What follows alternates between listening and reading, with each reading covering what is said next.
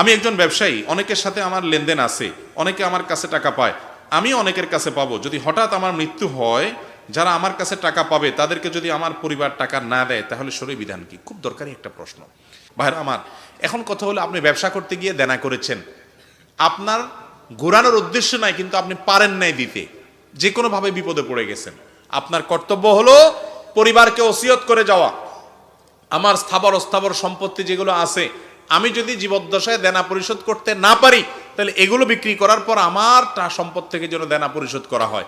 এমনকি আপনি ওসিয়ত না করলেও ওয়ারিসদের উপরে ফরজ কর্তব্য হলো তার বাপ, তার ভাই, তার মা, তার বড় ভাই বা তার যে কোনো নিকটাত্মীয় মারা গেছে, তার মৃত্যুর পর যদি পাওনাদার থাকে, 1 নম্বরের কাজ হলো তার সম্পদগুলো সবগুলোর মূল্য বের করে বিক্রি করে সেগুলো থেকে আগে পাওনাদারকে বিদায় করতে হবে। পাওনাদারকে বিদায় করার পরে যদি কিছু থাকে, তাহলে ওয়ারিসরা ভাগযোগ করে নিবে, আর না থাকলে নাই।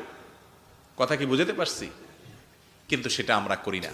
এই জন্য যিনি দেনাদার, তার কর্তব্য ভালো করে ওসিয়ত করে যাওয়া, টাইট করে যাওয়া, এবং আশঙ্কা থাকলে নিজে থাকতেই যত সম্ভব দেনা পরিশোধ করে যাওয়া। যারা মানুষের টাকা ঘুরাচ্ছেন এবং মনে করতেছেন যে আমি অনেক আমল টামল করে জান্নাতে চলে যাব, তারা ভালো করে শুনে রাখেন, মানুষের টাকা নিয়ে যারা পরিশোধ করে নাই, এই মানুষগুলো তাদের জান্নাতে যাওয়া ঝুলন্ত থাকে, তারা জান্নাতে যেতে পারে না যত নেকামলই করুক। ওই মানুষের পাওনার যে মামলা, এই মামলা আল্লাহর আদালতে কি আমাদের পরিশোধ করা ছাড়া। এবং একটু আগে আপনারা খালেদ হোসেন সাহেবের বক্তব্য থেকে শুনতেছিলেন, আমিও পথ থেকে শুনছিলাম, তিনি বলছিলেন যে এইরকম মানুষ যে মানুষের দেনা রেখে সে দুনিয়া থেকে চলে গেছে, নবী করিম সাল্লাল্লাহু আলাইহি সাল্লাম নিজে তার জানাজা পড়তেন না, অন্য সাহাবীদেরকে বলতেন তোমরা পড়ো। সে মুসলমান, ঠিক আছে, জানাজা পড়া হবে, ঠিক আছে, কিন্তু নবীজি পড়তেন না, সমাজের গণ্যমান্যরা পড়বে না, ইমাম সাহেব পড়বে না, মুয়াজ্জিন সাহেব পড়াই দিবে তার জানাজা, যাতে করে মানুষের টাকা নিয়ে টালবাহানা করতে মানুষ চিন্তা করে। এই জন্য যারা মানুষের কাছ থেকে হাওলাত নেন অথবা ধার দেনা করেন, বাকি নেন, তারা টাইম মতো পরিশোধ করবেন তো ইনশাআল্লাহ?